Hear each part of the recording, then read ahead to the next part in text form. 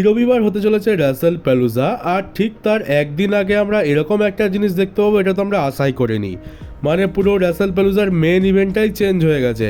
একটা সময় আমরা তো জানতাম যে ব্রক লেসনার ভার্সেস জন সিনার থেকে বড় ম্যাচ আর নেই, এটাই হতে চলেছে মেন ইভেন্ট, আর ডাব্লিউডব্লিউইটা কনফার্ম করেও দিয়েছিল। কিন্তু এখন ডাব্লিউডব্লিউই আবার নিজেই এটাকে চেঞ্জ করে দিয়েছে। এখন আর মেন ইভেন্টে ব্রক লেসনার ভার্সেস জন সিনা হচ্ছে না, এটাকে শোয়ের একদম ওপেনিংয়ে রাখা হয়েছে। শো ওপেনই করবে ব্রক লেসনার ভার্সেস জন সিনার ম্যাচটা। এটা দেখে আমি খুবই হতাশ হয়েছি আর খুবই অবাক হয়েছি যে সব থেকে বড় ম্যাচটাকেই রাখা হয় মেন ইভেন্টে, আর ডাব্লিউডব্লিউ কী করলো, এটাকে একদম শোয়ের শুরুতে রাখলো।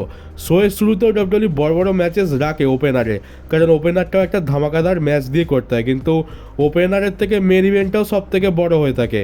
তো যেটা সব থেকে বড় ম্যাচ সেটা থাকে মেন ইভেন্টে, আর তার নিজে যে ম্যাচটা থাকে সেটা থাকে একদম ওপেনে। আর গোটা ম্যাচ কার্ড দেখতে গেলে শুধুমাত্র ব্রক লেসনার ভার্সেস জন সিনার ম্যাচটাই এমন আছে যেটার প্রতি সবার অ্যাটেনশন থাকবে, আর যেটা সব থেকে বড় ম্যাচ নিঃসন্দেহে। মানে বাকি ম্যাচগুলো না দেখলেও চলবে, কিন্তু এইটা তো দেখতেই হবে, আর এটাকেই রেখে দিয়েছে শোয়ের ওপেনিংয়ে। তো ডাব্লিউডব্লিউইর কাছে কি এই ম্যাচ কার্ডে এর থেকেও বড় ম্যাচ আছে? না হলে বেকার বেকার এই রকম একটা ম্যাচকে কেন ওপেনিংয়ে রাখতে যাবে? আমি তো এটা শুনেই বড় অবাক হচ্ছি। তো এটা যদি ওপেনিংয়ে থাকে তাহলে মেন ইভেন্টে কোন ম্যাচ থাকবে? আর যেটাই মেন ইভেন্টে থাকুক না কেন, সেখানে অনেক বড় সড়ো ধামাকা করতে হবে। বড় সড়ো রিটার্ন বলো, টুইস্ট বলো, টার্ন বলো, যা খুশি তাই করতে হবে, কারণ এই ব্রক লেসনার ভার্সেস জন সিনার ম্যাচটা অনেক বড়, আমরা সকলেই খুব ভালো করে জানি। আর সেইটাকে মেন ইভেন্ট থেকে সরিয়ে দিয়ে অন্য একটা ম্যাচকে সেখানে দেওয়া হবে, তো সেই লেভেলের জিনিসও করতে হবে। কিন্তু আমরা কি এক্সপেক্ট করতে পারি এখান থেকে?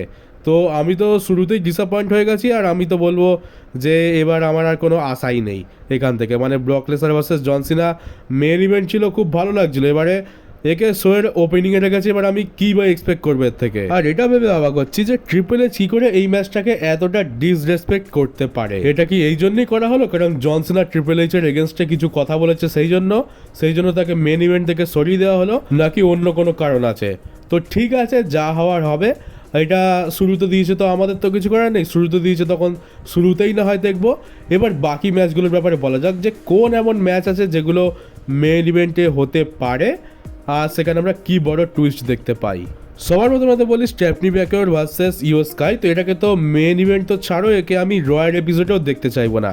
মানে এখানে যেই পারে জিতুক আমার বিন্দুমাত্র যায় আসে না, তো একে তো বাদই দাও। এবার আসছে মিক্সড ট্যাগ টিম ম্যাচ। এই ম্যাচটাতে বড় বড় স্টার রয়েছে, কিন্তু সত্যি কি এটা মেন ইভেন্ট হওয়ার যোগ্য? আমার মনে হয় যেখানে জন সিনা ব্রক লেসনার রয়েছে সেখানে এটা তো মেন ইভেন্ট ডিজার্ভই করে না। তার উপরে রাইভালরিটা যেরকম লেভেলে যাচ্ছিল এখন কিন্তু সেই লেভেলে আর নেই। সিএম পাঙ্ক আর এজেলিকে খুবই ডাউন লাগছে, আর মনে হচ্ছে যেন সেথ রলিন্স আর বেকি লিঞ্চকেই সব কিছু ক্যারি করতে হচ্ছে। তো এইটা নিয়ে ফ্যান্সদের এক্সপেকটেশান আর সেই হাইপটা কমে গেছে বলতে পারো। আমার তো এটা নিয়ে তেমন কোনো ইন্টারেস্ট নেই। এমনি তো মিক্সড ট্যাগ টিম ম্যাচ আমার খুব একটা পছন্দ নয়। আর এখানে আমরা কী বা টুইস্ট দেখতে পাবো? বড়জোর কী হবে, একে অপরের বউ এক্সচেঞ্জ করে নেবে, যেটা আমেরিকানসদের প্রথা, তারা খুব ভালোবাসে এটা করতে। বড়জোর এইটাই হবে, আর কি হবে? আর বড়জোর আমরা দেখতে পাবো যে সেথ রলিন্স এখানে এজেলিকে কার্ভ স্টম্প লাগিয়ে দিয়েছে, এটাই হয় বেশিরভাগ ক্ষেত্রে। আমরা দেখতে পাই যে কোনো হিল মেল রেসলার যদি কোনো মিক্সড ট্যাগ টিম ম্যাচে থাকে তাহলে চরম পর্যায়ে গিয়ে সে অপর টিমের ফিমেল রেসলারের ওপর অ্যাটাক করে দেয়, যেমনটা ব্যারন কর্বিন বেকি লিঞ্চের ওপর করেছিল 2019 সালে। বড়জোর ওই একটা মোমেন্ট দেখতে পাবো। আর এখানে সেথ রলিন্স জিতুক বা সিএম পাঙ্কের টিম জিতুক, কারোর বিন্দুমাত্র কিছু যায় আসে না। তো আমার তো মনে হয় না যে এইটা মেন ইভেন্ট হওয়ার যোগ্য, আর এখানে এমন কোনো বড় টুইস্ট আসবে। তো আবার আছে কোডি ভার্সেস ড্রুয়ের ম্যাচ। এ তো আমি দেখতেই চাই না, কারণ আমি জানি যেখানে কোডি জিতেই যাবে। মানে ম্যাচটা এত বেশি প্রেডিক্টেবল, বিল্ড আপের নামে তো আমাদেরকে কিছু দেওয়াই হয়নি। আর তার উপরে আমরা জানি যে প্রত্যেকবার কি হয়, ড্রু ম্যাকিন্টায়ার এমন একজন সুপারস্টার যাকে আমি ম্যাচ হারানোর কোনো রকম মানে কি বলবো, কোনো রকম যুক্তি দেখতে পাই না। মানে ড্রু ম্যাকিন্টায়ারকে তো জেতানোই উচিত, কিন্তু ডাব্লিউডব্লিউ তো ড্রু ম্যাকিন্টায়ারকে জেতাবে না। ওর কপাল টাকলু একেবারে মুছে রেখে দিয়েছে। ড্রু ম্যাকিন্টায়ার এখানে হারবে, এটারই চান্স অনেক বেশি রয়েছে। কোডিকে ডাব্লিউডব্লিউ এখন এত সহজে তো হারাবে না। তো এখানে তো খুবই প্রেডিক্টেবল যে ড্রু এখানে হারতে চলেছে। তো এইটা কি করে মেন ইভেন্ট হয়, মানে এত বেশি প্রেডিক্টেবল মেন ইভেন্ট। আর আমার মনে হয় না যে এই ম্যাচটা ব্রক ভার্সেস জন সিনার থেকে বড় হতে পারে। একমাত্র এইখানে যদি ড্রু ম্যাকিন্টায়ার জেতে, এটা একটা অনেক বড় শকিং মোমেন্ট হবে, আর তাহলে এটা মেন ইভেন্ট ডিজার্ভ করে। যদি ড্রু এখানে হারে তো আমার মতে এটা মেন ইভেন্ট ডিজার্ভই করে না। আর যদি দেখি যে এটা মেন ইভেন্টে রয়েছে, তাহলে ভাববো যে হ্যাঁ হয়তো এখানে ড্রু ম্যাকিন্টায়ার জিততে পারে, কিন্তু মেন ইভেন্টে যাওয়ার পরেও যদি ড্রু এখানে হেরে যায় তাহলে ভাই টাকলার অবস্থা খারাপ হবে, ফ্যান্সরা টাকলাকে ছাড়বে না। তবে আমি তো মন থেকে চাই যে যেন ড্রু ম্যাকিন্টায়ার এখানে জিতে যাক, কারণ সে সব দিক দিয়ে যোগ্য জেতার জন্য। আর এবার সব থেকে ভয়ঙ্কর কী হতে পারে সেটার ব্যাপারেই কথা বলা যাক। তো মেন ইভেন্টে হবে উসোস ভার্সেস দ্য ভিশন। তো হ্যাঁ, এটাই মেন ইভেন্টে হওয়ার চান্স অনেক বেশি রয়েছে।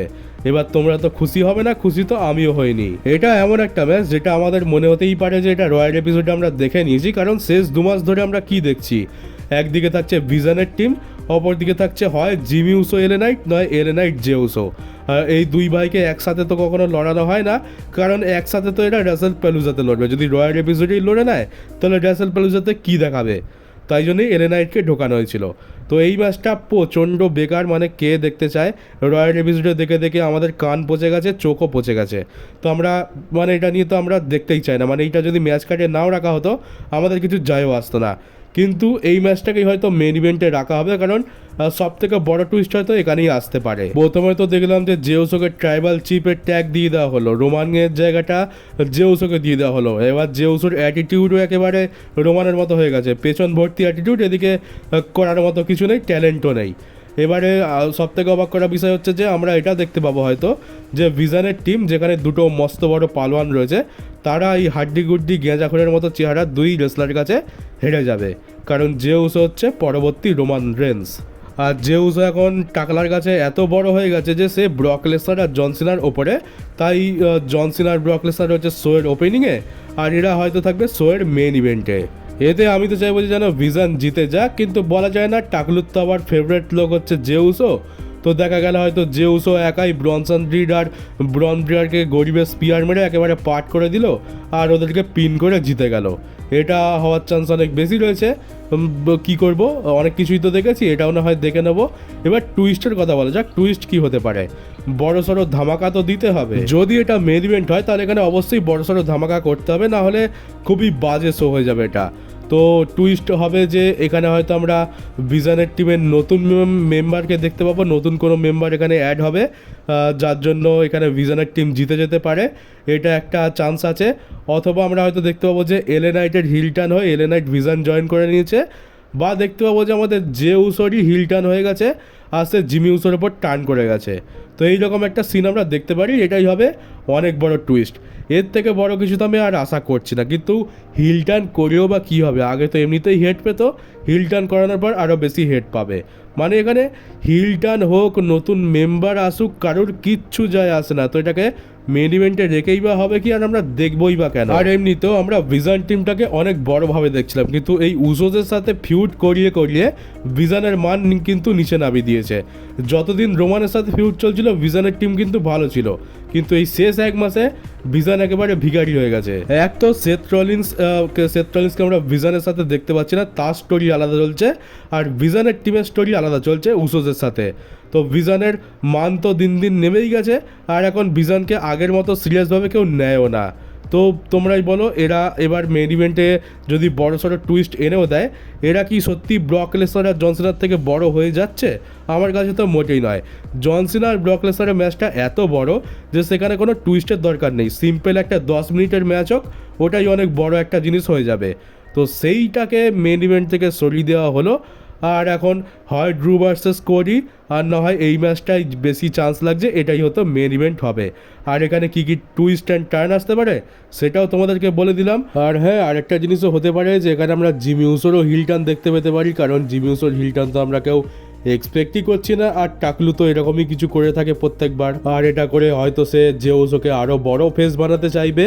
কিন্তু আমরা জানি যে যদি এটা হয় তাহলে কি হবে, পাবলিক এখানে জেউসোর থেকে জিমি উসোকে বেশি সাপোর্ট করবে।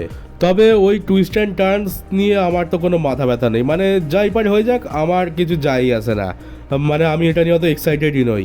ভিশনের টিমের নতুন মেম্বার এসেও বা লাভ কি, সেই যখন উজোসের সাথেই ফিউড করতে হবে, আর যে উজোর হিল টার্ন করেও বা কী হবে, একে কেই বা সিরিয়াসভাবে নেয়। আর এবার অপর দিকে রয়েছে AEW অল আউট। আমি তো এইটা দেখার জন্য খুবই এক্সাইটেড হয়ে রয়েছি, আর তার উপরে WWE সম্পর্কে এত বাজে জিনিস শোনার পর আমার তো আরও বেশি দেখার ইচ্ছা হচ্ছে AEW অল আউট। আর কালকের বুঝতে পারছি কালকের ঘুম একদমই হবে না, কারণ কালকের রাত 12:30 থেকে আমরা AEW অল আউট দেখতে পাবো। আর ঠিক ভোর 5:30 থেকে আমরা রাসেল পালুজা দেখতে পাবো, মানে ঘুম একদমই হবে না। তবে হ্যাঁ, যারা একটা শো দেখতে চাও তাদের তো সুবিধা আছে, যারা AEW দেখতে চাও না তারা সারা রাত ঘুমাবে, তারপরে ভোর 5:30 থেকে রাসেল পালুজা দেখবে। আর যারা রাসেল পালুজা দেখতে চাও না, AEW অল আউট দেখতে চাও, তারা কি করবে, তারা সারা রাত অল আউট দেখে নেবে, তারপর ভোরবেলা ঘুমিয়ে যাবে। কিন্তু আমাকে তো দুটোই দেখতে হবে, আর আমি তো দুটোই দেখতে চাই।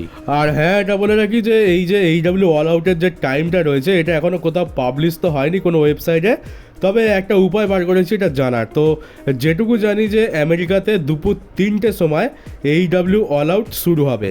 তো আমি কি করলাম, গুগলে সার্চ করলাম যে আমেরিকাতে যখন দুপুর 3টে বাজবে তখন আমাদের দেশে কটা বাজবে। তো দেখলাম ওখানে রাত 12:30 দেখাচ্ছে। তো তার মানে হচ্ছে যে শনিবার রাত 12:30। অ্যাকচুয়ালি দেখতে গেলে ওটা শনিবার রাত নয়, রবিবার রাত হচ্ছে, কারণ শনিবার রাত 12টার পর রবিবার শুরু হয়ে যায়। তবে আমাদের সুবিধার্থে ওটাকে আমরা শনিবার রাতই বলে থাকি। তাহলে এই শনিবার রাতের বেলা, মানে কালকের রাত 12:30 থেকে AEW অল আউট স্টার্ট হচ্ছে, আর বাংলাদেশেতে রাত 1টা থেকে স্টার্ট হচ্ছে। আর ঠিক এইভাবেই আমি WWE টাইমটা বের করেছি। WWE হবে, মানে আমেরিকাতে হবে রাত 8টা থেকে, আর আমরা এটা আমাদের ইন্ডিয়াতে দেখতে পাবো সকাল 5:30 থেকে, মানে বাংলাদেশে ঠিক তার আধ ঘন্টা পর 6টা থেকে। তো টাইমিংটা আশা করি বুঝে গেছো। তো চলো এবার যে যার পছন্দের মতো শো এনজয় করো, আর দেখা যাক কে কি ডেলিভার করে। AEW ভালো কাজ করবে, কিন্তু WWE কী করে সেটাই আমি দেখতে চাই। মানে এত বাজেভাবে হাগার পরে, এত বেশি হাইপ করার পরে, এত বাজেভাবে যে হাগলো, এইটাকে কিভাবে পরিষ্কার করে, আদৌ পরিষ্কার করবে নাকি আরও বেশি হাঁকবে, সেটাই কালকে দেখবো। তো চলো গাইজ, এই ছিল আজকের নিউজ ভিডিও। কেমন লাগলো কমেন্ট বক্সে অবশ্যই জানিও। নতুন হয়ে থাকলে চ্যানেলটাকে সাবস্ক্রাইব করে নোটিফিকেশন বেলটাকে অবশ্যই অন করে দিও, পারলে ভিডিওটাকে শেয়ারও করে দিও। তো চলো এবার দেখা হচ্ছে WWE আর AEW এর পরের একটা নিউজ ভিডিওতে।